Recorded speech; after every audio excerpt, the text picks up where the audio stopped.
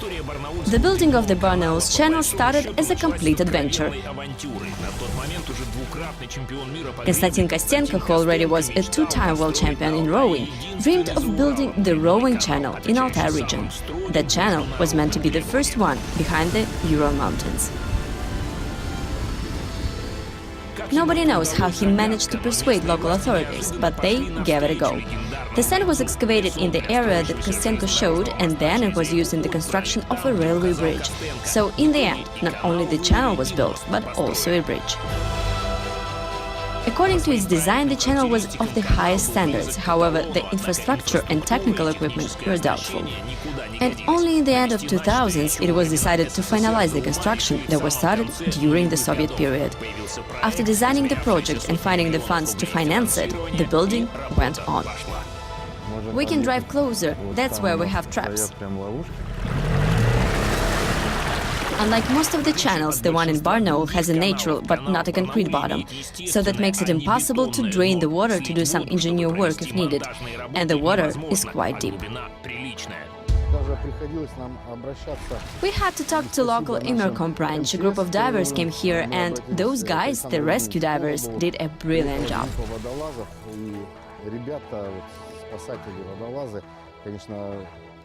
On the depths of 16–18 meters, they were able to do a fine technical work. Of course, every channel has its own zest, and the one of ours is yet to be discovered. Step by step, with every competition, especially international competition, we will find it. For the competition could get the international status, the German specialists from IMAS company were invited. They did a fantastic job installing the modern equipment on the channel in the shortest time. Explain more, I think Barnaul is a very nature. It's a nature, it's not channel, it's a nature regatta course. And this is more better. Barnaul is near to my country. It's not so far away. But I can explain, I come from East Germany and I'm born in the old Korea. And I feel come home. The equipment is truly the most modern. I'd even say it's unique. As far as I know, it's the fourth system of this kind in whole Russia. It helps to manage and control everything. The work that took us a whole day to do, to sum everything up, for example, now is done by the system in 5 minutes. The Champions Cup was meant to be a kind of a final test and the end to the huge work done here. The authorities, coaches and athletes, everybody in Altai was excited to welcome the world's rowing elite. I really want to talk, to ask about their feelings after finishing first or second. And to do it again? Yes!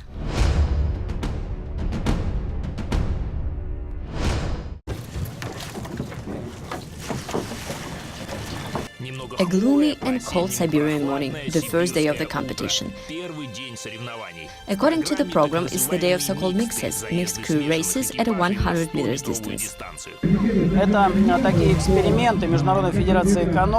the International Canoe Federation experimenting to make rowing more popular. It's like a celebration. All the sportsmen treat each other very nice. The level of the competition is lower than during the season or on the world tournaments. It's a friendly and family atmosphere.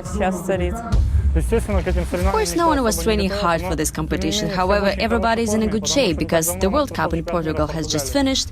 After that, all the athletes went to China to participate in the first stage of the Champions Cup, and now we hold the second stage here in Barnaul.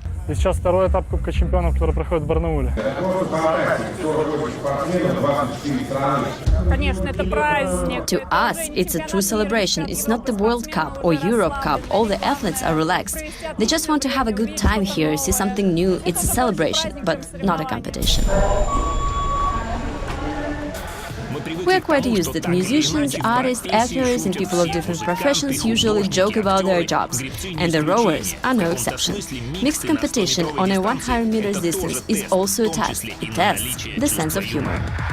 Well, it's not that fun while on the water. It is a hard race, the same as any other, despite the fact that it is short. We usually don't have the short races, but the fact that you do it with a girl, that is hard. Girls have the adrenaline, it's a piece of cake for them, because girls get along with men, and it's men who have problems with girls.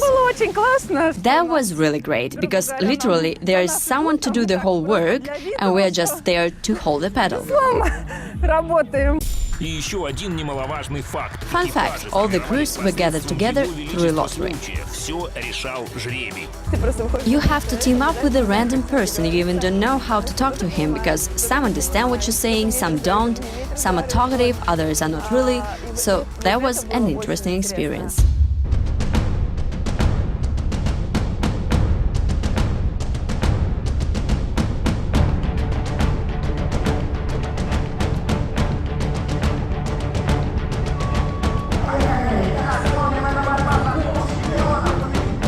The canoe race finished, all the stress, powers and audience expectations, everything on the highest limit.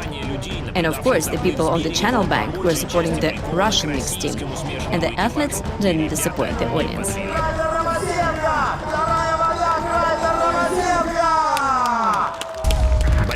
The competition was so tight, so one of the crew members fell off from the canoe just before the finish line. Lawrence Vincent Lapointe, Canadian athlete and multiple world champion, fell into the water on the full speed. But it seems it didn't upset her at all. I love it. It's very animated, and today there's a lot of people, and I'm very impressed. I didn't know that there would be this much people here, and I'm loving it. It's very fun.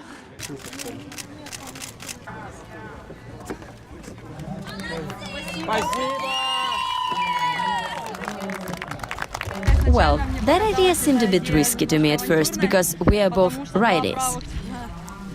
And yes, there was a lottery, we didn't get a chance to choose, and it turned out we were both from the same country. That maybe could have been a bad thing, but in the end it was good. It was Olesya who pushed us forward to the gold medals. It was me on the wheel, and turns out that canoe women rule. Yes, we do. It is noteworthy that on the first day of the competition it were Russian rowers who were winning. In kayaking finals, Kirill Lipunov and Marty Vilkevich, a mixed Russian-Polish crew, was first to finish. Now, important for me is it's fun, because I finished my season sports, and now the start is for me, it's for fun and for the people here. Well, I decided to put the girl in front, but in the other crews it were the men who were sitting in the front. I think the girls should be there, because pushing is easier than dragging. It was a really great race, and I am very happy that I could race with Kozer. It was, he has so much power, and it was so much fun, the race, and I really enjoy it, and yeah, it was great. I had a tiny Japanese girl sitting with me in the kayak. She was very small, so when I rowed, she kept falling out of the boat, so it didn't work out at all.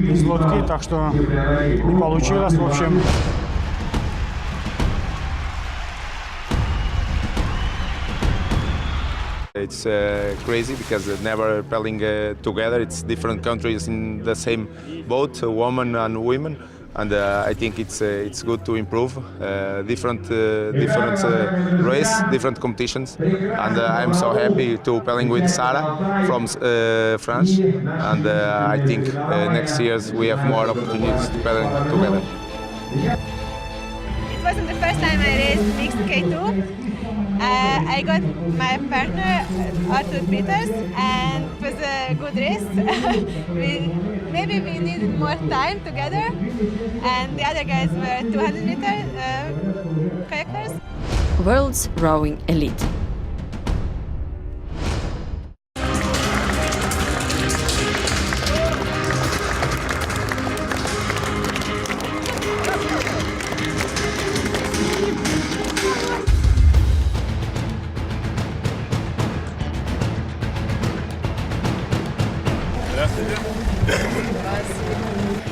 Dear guests, honored guests, the audience, Russians and non-Russians, we are very glad to see all of you here.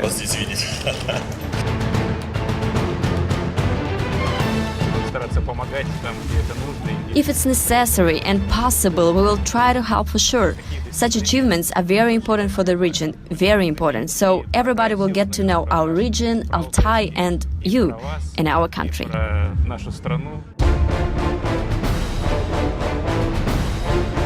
Altaiский край, здравствуйте, Barnaul.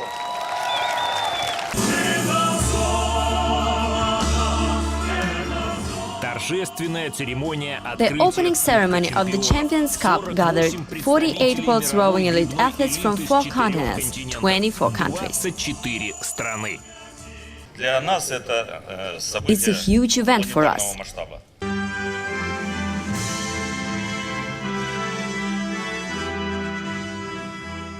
There are a lot of very special places.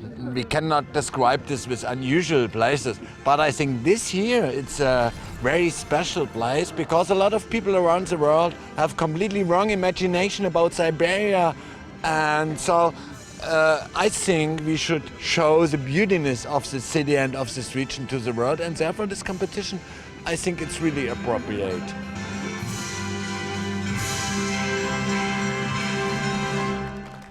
The Russian Canoe Federation has held huge events before, such as the World Championship in Moscow, and we are known for the fact that we are able to organize events at a high level. But well, Moscow is Moscow. Here was us who were worried, not the International Canoe Federation. For sure it was a big risk, but I know Russians quite well and I never put questions that will be any problems. I know other guys from my office, my boss, he was stressed. He said, oh, how we can do it there. I said, hey, don't worry. We had pre-test in China this week. So I said, China and Russia, they'll do it. I believe, and yeah.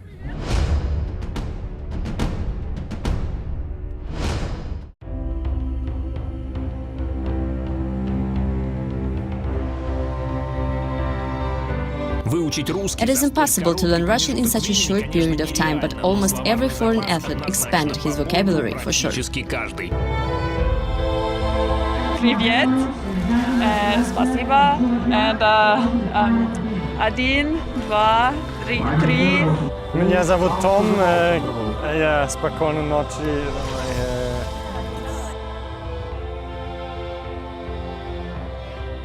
Прекрасная обстановка. Время хорошее, погода хорошая, это много людей здесь. Лучше на английском, да?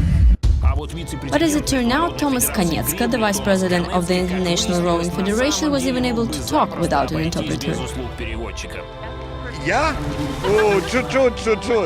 I learned Russian in school, but if you cannot use it every day, you missed a lot of words. So I understand Russian very well, and after 2 podcasts, maybe it's getting better to speak Russian language. Like my grandparents are studying in Russia, I think in St. Petersburg. Yeah, that's why they always sometimes told me some Russian words, but in school we had the chance to choose like Russian and French, and I did French, so I couldn't speak Russian. But yeah, the former generation has to learn Russian. It was the Eastern. I'm coming from the Eastern.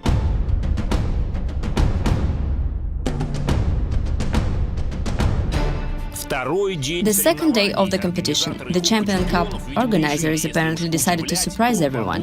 In the day's program were the single races, a usual thing, but the distance was quite unusual.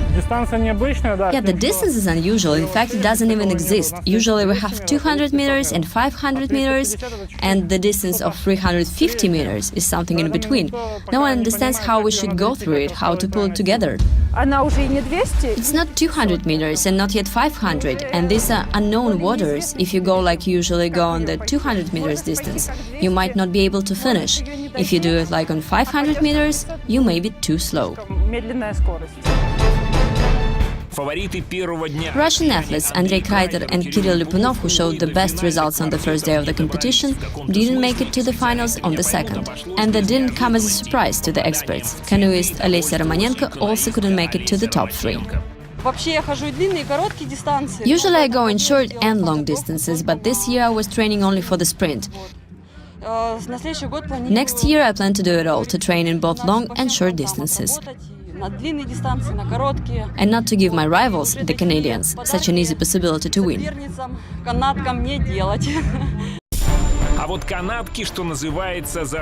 And the Canadians were on fire. And if it wasn't for a Russian athlete, Ksenia Kurach, who was fighting to get into the top 3, there might have been a hot war for the first prize.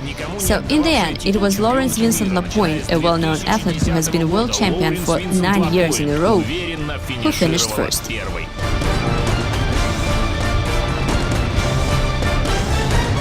Coming here in Siberia, I thought like snow, bear, like big animals, and I come here and it's like sun and very nice. It just, it's fun. It's very nice. It's very beautiful with the trees and the water is very calm. There's a bit of wind today, but it's super nice and I love it. It's a little bit like home in Canada.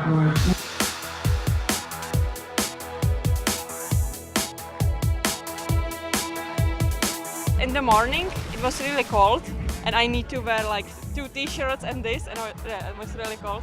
But now it's okay, and I don't care if it is winter. I still enjoy it. Thank you. Of course, the spirit is high, and as you know, the weather creates the good mood. We are really dependent on the natural forces. I believe both the rowers and the fans will agree with me. Usually the competitions are followed with wind, rain or other disasters. Well, these 2 days the weather was amazing.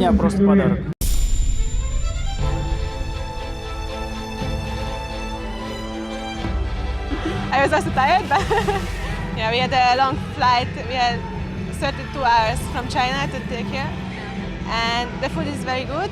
At first we got small plates, but then we said to the organizers that we may need a bigger one, and we got it, so we have everything we need.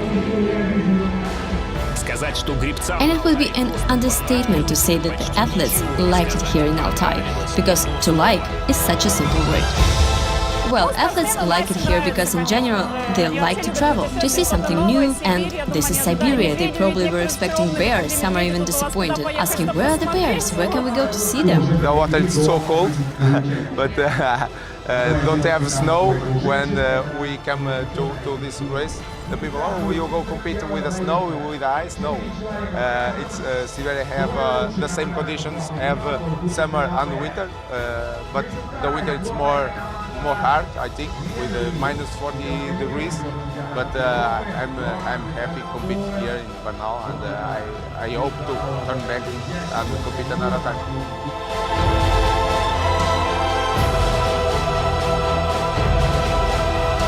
The weather is fantastic. I checked the forecast 2 weeks ago and it didn't show these nice conditions. I thought it would be 10 degrees, brought a bunch of warm clothes with me. I'm happy about the weather because in cold weather, rowing is even harder. The muscles are cold, you get tired faster. I guess maybe someone brought sunshine with him, and I really like it here, and I would love to come back.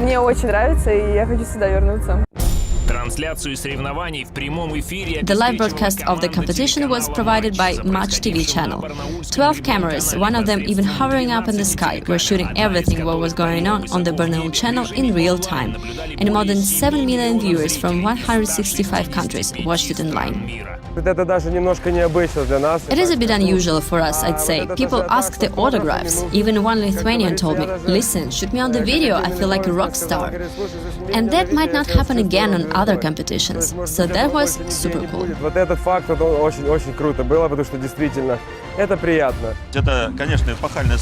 It's a landmark event for sure, and not only for the Altai rowing, but in general for the Altai region and for Russia, because these are the first competitions in the world held at such a high level. Can I tell what I dream about, so Thomas would hear it? It's just a dream, but I wish we could have a world championship here.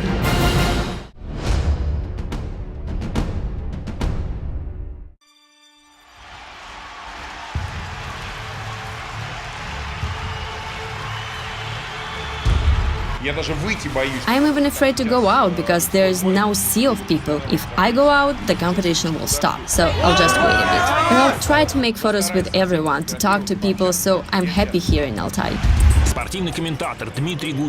The well-known sports commentator Dmitry Guberniev came to Barnaul to comment on the Champions Cup. And it was a huge surprise to him that people in Altai love rowing sport so much. This is a region that just discovered kayaking and canoeing, and they made the whole country discover it as well. This is Barnaul, beautiful people, the stadium is full. We even can see traffic jams because of the people who are going not to watch football or hockey, but rowing. I congratulate everyone. We had a really great tournament, and I urge the organizers and the authorities to make it annual for the people. Rowing is amazing. We say Tyumeny and Khanty region are famous for biathlon, and now Barnaul will be famous for rowing. It is great. I'm so happy. Thanks for having me here. Hi there, I'll come over. Be careful.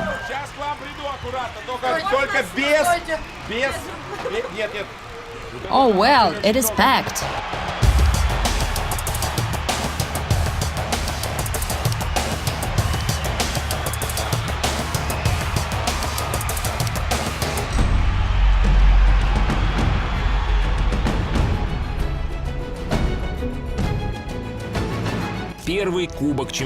It was the first Champions Cup. It all started in Ningyi, China and ended in Barnaul, Russia. In Shandong province it was 30 degrees, in Altai in the morning the temperature wouldn't rise above 5. Though the contrast in the weather was high, the both finals were successful. Barnaul has inscribed itself in the world's history of kayaking and canoeing. На байдарках и каноэ.